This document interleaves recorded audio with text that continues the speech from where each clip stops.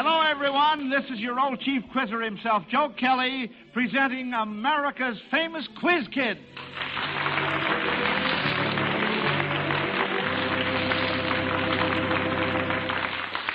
Today we have a special treat for all you listeners because the Quiz Kids are competing with 5 distinguished visitors who have come here from various parts of the world to attend the International Trade Fair. Now, this is the first international trade fair ever to be held, and we are naturally very proud to have it here in Chicago and to have 5 distinguished representatives take part on this program. The purpose of the fair is to encourage and facilitate trade relations among all countries throughout the world. So, I'd like to have you meet our panel of Quiz Kids for today and our guests from foreign lands. First, we have Quiz Kid Joel. I'm Joel Kupperman. I'm 14 years old, and I'm a junior at Roosevelt High School. Lonnie? I'm Lonnie Lundy. I'm 14 years old, and I will be a sophomore at Maine Township High School in Park Ridge, Illinois. Patrick? I'm Patrick Owen Conlon. I'm 13 years old, and in the fall I'll be a freshman at Calumet High School in Chicago. Harvey? I'm Harvey Deitch. I'm 7 years old. I go to Hibbert School, and I'm in grade 3B. And Frankie? I'm Frankie Vanderplug. I'm 6 years old, and I'm at 1B at the Mount Vernon School, Chicago, Illinois. And competing with the Quiz Kids, we have Mr. Nielsen from Denmark. I am Niels Nielsen from Copenhagen, the capital of Denmark. According to my birth certificate, I am 33, but I really feel like a baby sitting right here before the mic. I came over here to Chicago to organize the Danish textile exhibition at the International Trade Fair. We bring over some selected Danish textile goods to show to American public what kind of goods we have over here and what is our daily wear. And we hope that we can create some sales at the same time. Fine. Now, next, we have a very lovely lady, Mrs. Moretis from Greece. I'm Mrs. Alexandra Moretis, architect from Athens, Greece. I came here to organize the Greek participation in the first International Trade Fair. And today we have the Greek Day at the International Trade Fair, which I missed just to attend your quiz program here. All right. Well, it's nice having you here. Next, we have Dr. Shen of China. I'm Walter Yuanhuan Chen from China. Well, I stayed in Hong Kong. I just flew across the Pacific to this country to participate in the International Trade Fair. I represent China Arts Trading Company, exhibiting all the handmade craft of the Chinese, especially embroidery, cloisonne, and jewelry and curios. And there's every day there's a big crowd around my booths. I hope my fellow students would like to have a look at my booth. Probably they'll interest them. I hope so, Dr. Shen. I notice you have your own little quiz kid with you, your son. That's right. What is his name, by the way? What's your name? Can you give us your name, son? Leon. Hurry up. Hurry up. Come on, tell us your name. His name is Leon. Oh, Leon. Yeah. Fine. And how old is he? He's 3.5. 3.5. Fine.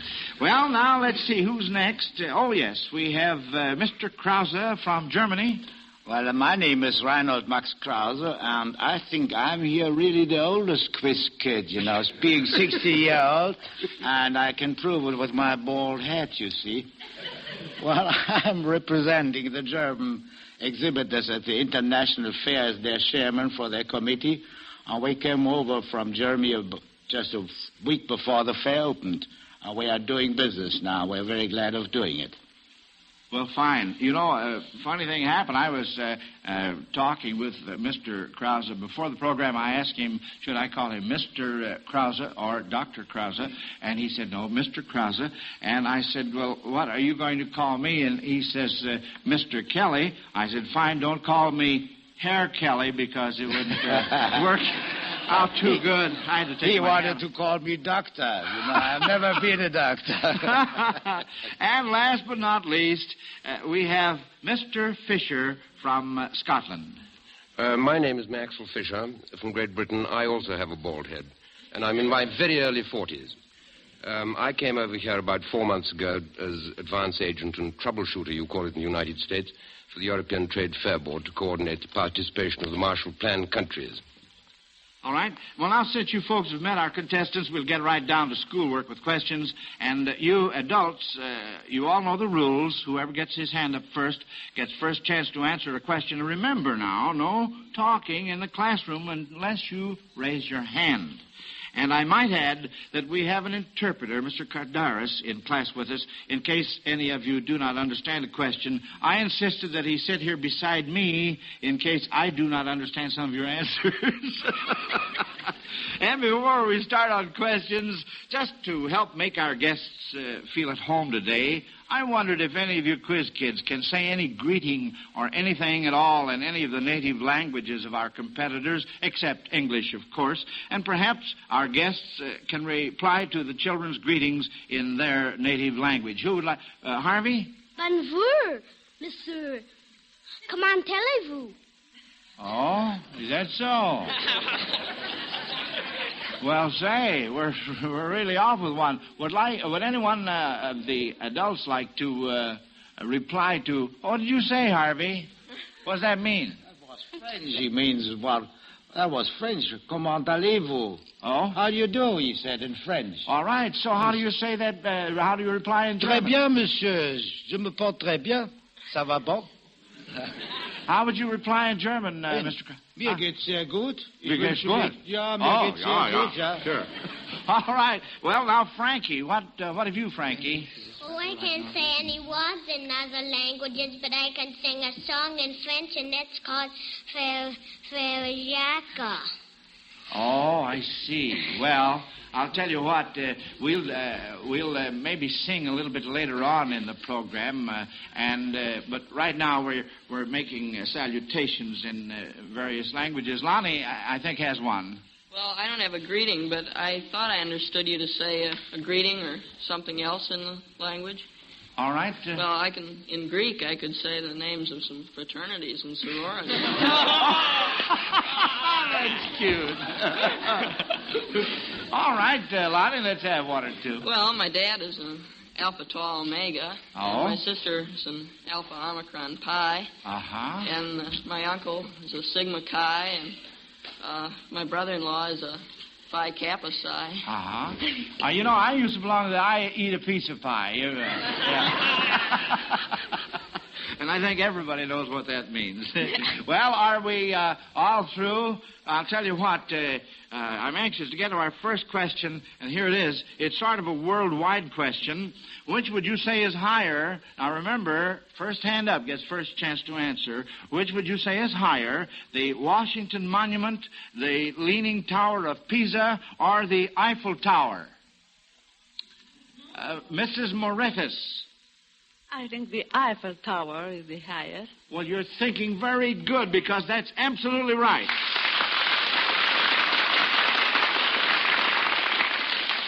Eiffel Tower is 985 feet, the Washington Monument 555, the Leaning Tower of Pisa 179. Well, good for you, Mrs. Moretis. Now, here's a little nature question for you folks.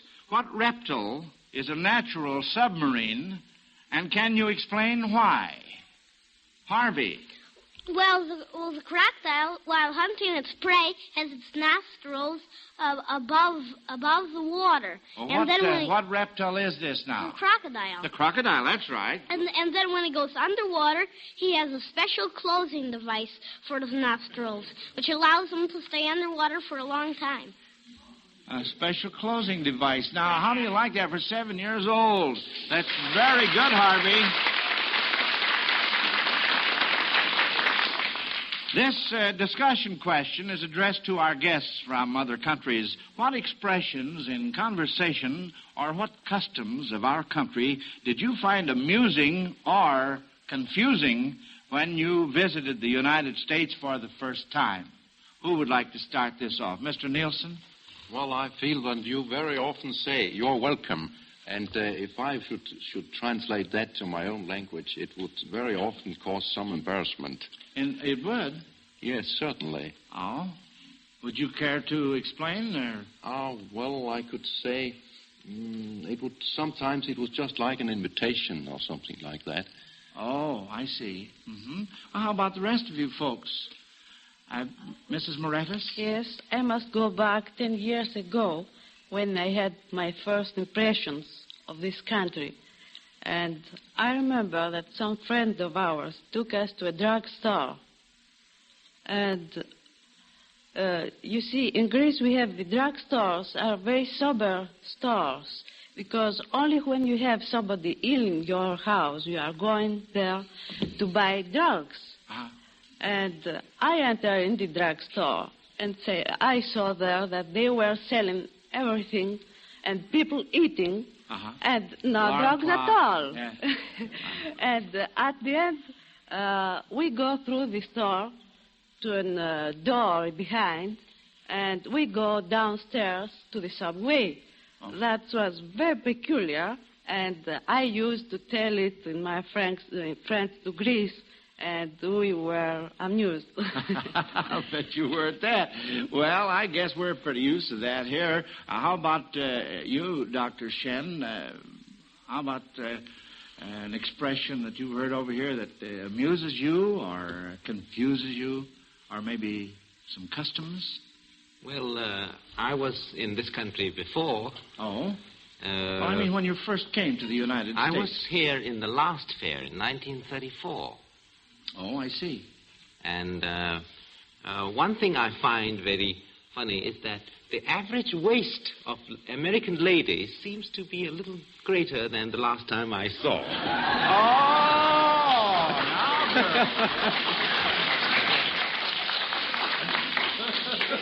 I bet if my wife hears that will cause trouble. The American men are not doing too bad, especially the cheap quizzers. Oh, dear, dear, dear. Well, and how about you, Mr. Fisher? Well, I don't like to talk about girths anymore. But when I first came over here, I picked up the telephone and I asked the operator for a number, and there was a short silence, and then she suddenly turned around and said, "Are you through?" And I said, "Yes," and she cut me off. Well, because, of course, in my country, if you say you're through, you mean you're through to the other person, you see. Oh! And that's happened all along. And apart from the fact that you drive on the wrong side of the road, I think everything's absolutely swell over here. That's very, very good. And finally, Mr. Krause. Well, I enjoyed it very much. I hadn't to take off my hat here. You know, when you're in Germany, you greet somebody in your street, you always have to bow and take off your hat. Oh? And now my hat remains quite clean, because I needn't always take it off, you see. I see. I think it's very pleasant. Well, now, do any of you quiz kids happen to know of any expressions or customs of other countries that might be amusing or confusing to you? Patty? Well, I know when you go to England, of course, I've never been there, but, see a lot of English pictures. I know what they call streetcars trams, and I think they call elevators lifts. And I wouldn't know how to get into a car that had the steering wheel on the other side. Harvey? Well, the Chinese eat shark fin soup and bird's nest soup, so I don't think that would be pretty confusing to me. Well, I've had the privilege of enjoying those delicacies myself, and they're very, very tasty. Joel? Well, don't the Chinese have all their writings backwards, reading from the right instead of from the left? And I'm sure I'd find that very confusing. How about that, Dr. Shen? Is that right? The Chinese way goes vertically. Oh. And from right to left, instead of left to right. Oh. That's how the Chinese writing goes. Uh-huh. And let's see, Pat has his hand up. Well, I just remember the Chinese, of course, eat their rice with chopsticks. I don't know about their other foods, but I don't know how I'd do so well if I had to eat... There is another thing I want to say about soup. About soup? The bird's nest soup or shark's fin soup. The Chinese eat the soup afterwards. While here... You mean for dessert, like, huh? That's right. Oh? Well... I really don't blame them because, as I said before, it's very, very tasty. Yes. Well, now, here's our next question. If you had your choice between operating a Spitfire, a Meteor, or a Vampire, which would you choose? Mr. Fisher. Well, quite obviously, one would choose a jet aircraft these days because they're much faster, much more high-powered, and they are better gunned than the poor old Spitfire that one used to fly in 1940. The one that you used to fly, you say? Yes, I did. Oh, is that so? In World War II? Yes. Well, what do you know about that? It's very, very interesting. Now, for our next question, you contestants are to hear parts of some well-known songs played by our chief organist, Uncle Lou Webb. And you are to try to identify them and sing them in any language except English. All right, here's number one.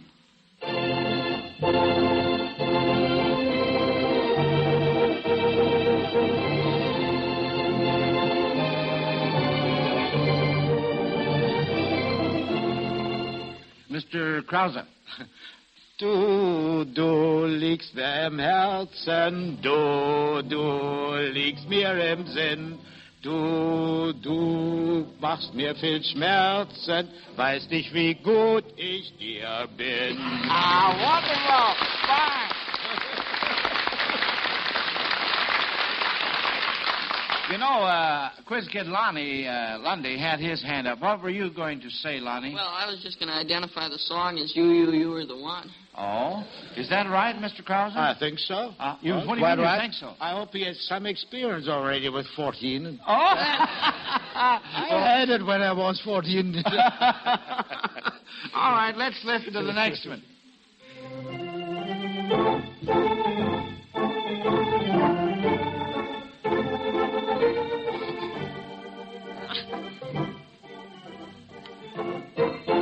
Mrs. Morettis.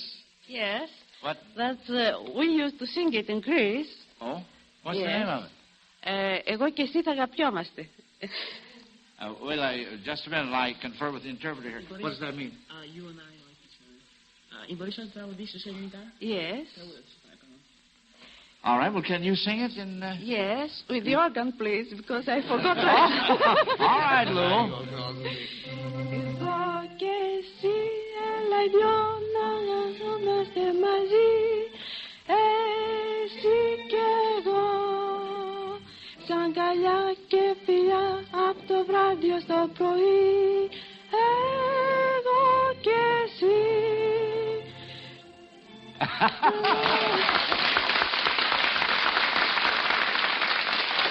That's very, very fine, Mrs. Morettis. Very fine.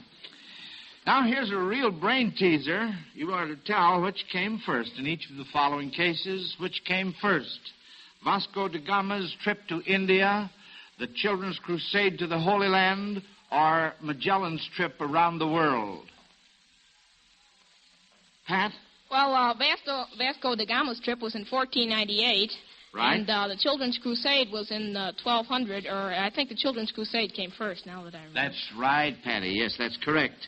Children's Crusade was in 1212. That's B.A. before Alka-Seltzer. What am I saying here? Oh, my goodness sake. Well, which came first?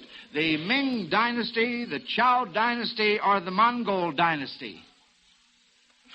Dr. Shen. The Chao Dynasty. That's right, Dr. Shen. That's right, the Chao Dynasty.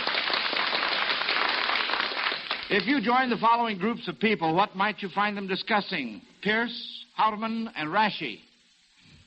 Lonnie. Well, baseball, because they're all pitchers. They're all pitchers, correct. How about O'Dwyer, Samuel, Burke?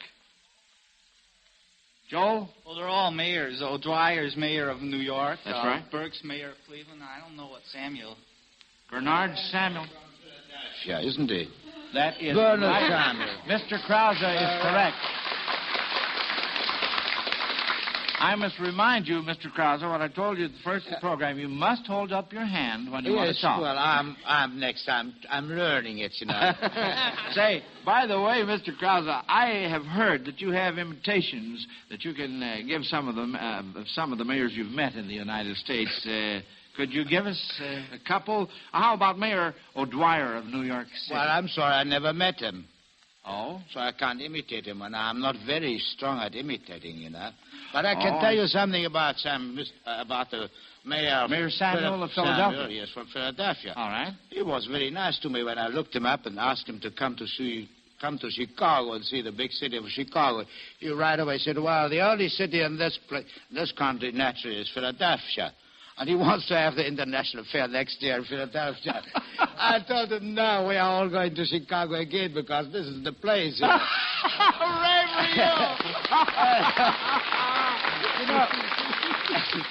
you! He looked a little, he looked at this and he looked at me. He thought, well, I'm quite well fed. And he said, well, you're a fellow I want to give the key of the city of Philadelphia. And he gave me a very nice key to open the city hall. What? I didn't get this here from Chicago yet, I think they have got bigger and greater safes here. They want to be sure not to have... Well, I got a very nice key anyway from him. Well, you're all right, Mr. Krause. Yes, sir. Now then, you folks are to answer, base your answers to this question on actual historical facts.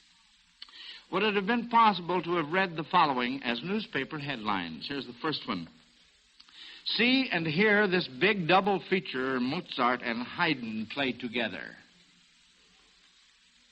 Lonnie? Well, yes, because Mozart was born in 1756 and died before the turn of the century, and Haydn was born in 1732 and died in 1809, and they played together several times. That's right, so they did. Good boy, Lonnie. Now then, here's the next headline. Young Brahms highly praised by Schubert. Joe. Well, Schubert died in, I think, around 1830, around there. And while Brahms lived, I think, around from 1840 to 1880. So would it have it wouldn't have been possible. It would not have been possible. That's right. And here's the last one. Opening night of new Bach opera. Her Majesty Queen Marie Antoinette may attend. Lonnie. Well, by Bach, I presume you don't necessarily mean Johann Sebastian Bach. So Queen Marie Antoinette could certainly hear a Bach opera because Bach's musical sons, lived for a long time after Johann Sebastian. And I think the Bach who wrote the most famous opera would be Johann Christian Bach. That's right, Lonnie. Very good. Very, very good. Now, tell me this. Where might you find each of these quotations? They are all in different languages. Here's the first one, E pluribus unum. Pat? Well, that's Together We Stand.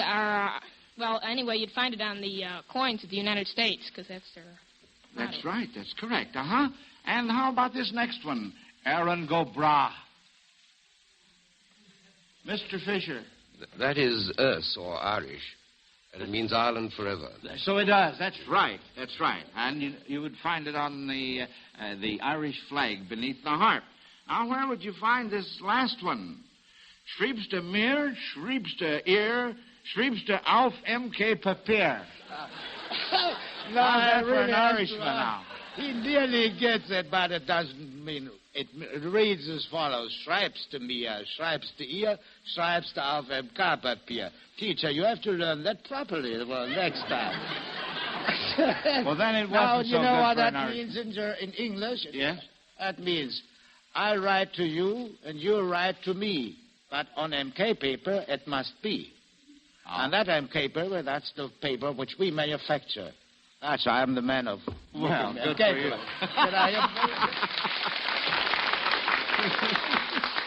Now, just for fun, let's see what you contestants can do with a tongue twister. First, I'm going to try you quiz kids on a tongue twister written in Danish. And then I'll try our other team on one in English. All right, here's the one for you children, if I can read it. Furor flada flada floda.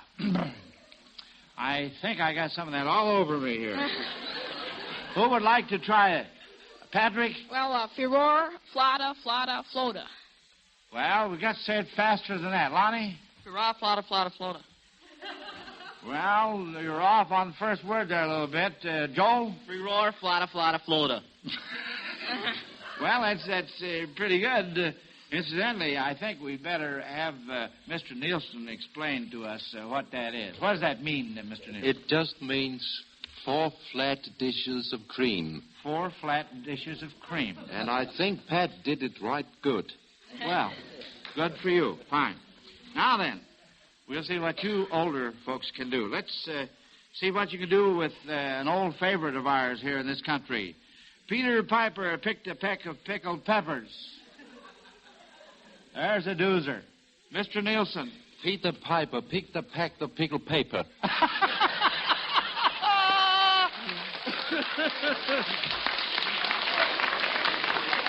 Well, I would say that was a good try. Who else would like to try this? Mr. Krause? Well, I'll try it. Peter Piper picked the pillow. And I can't do it. You can't say it. No. That's really a mouthful, isn't it? Well, all right. Now let's see if you listeners can answer this one along with our contestants. How many baseball players can you mention whose names contain points of the compass? You know, their names have to contain the word east, west, north, or south. Patrick. Well, there's Ron Northey of the Cubs. Fine. And down in the Pacific Coast League, there's Max West. Very good. Mm-hmm. Lonnie? Well, there's Luke Easter, and there's Wes Westrom. And there used to be a player with the New York Giants named Hugh East. Well, that's good enough for me. And, of course, I hear our school bell, and that means that school is over for today. Now, in just a minute, we'll find out which of these 2 mighty teams competing in our classroom is the winner while the judges are tolling their scores. I wish to remind all you listeners about the wonderful work that the organization CARE is doing all over the world. Let us not forget all those in Europe these days who are hungry day after day.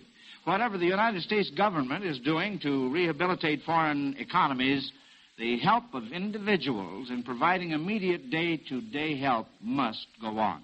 Because it is non-profit and because of its large volume, CARE makes it possible to send more per dollar than individuals or groups can send any other way. If you wish to help, just send $10 or $5.50 to C-A-R-E, CARE, New York.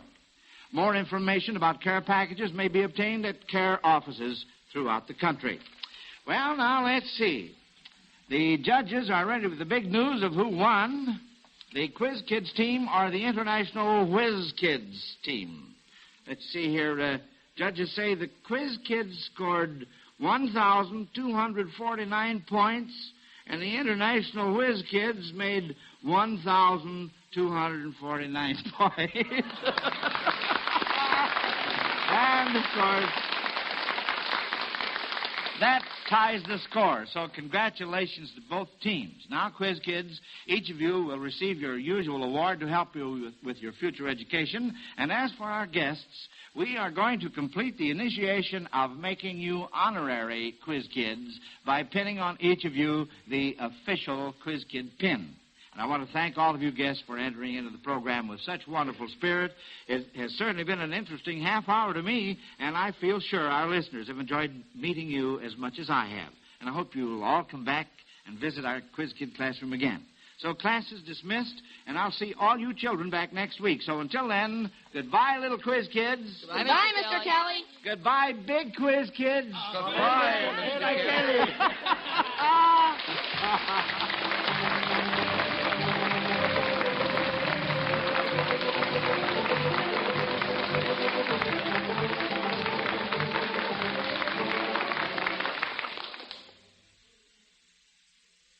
Quiz Kids is produced by Lewis G. Cowan. Programs, get your programs here. Jack Parr asked the questions tonight on Take It or Leave It as fortunate contestants try for the $64 question and for the jackpot. The Pet Milk Show features thrilling songstress Kay Arman with Emil Cote's choir and orchestra in a refreshing half hour of music designed for your listening pleasure. That's tonight on NBC.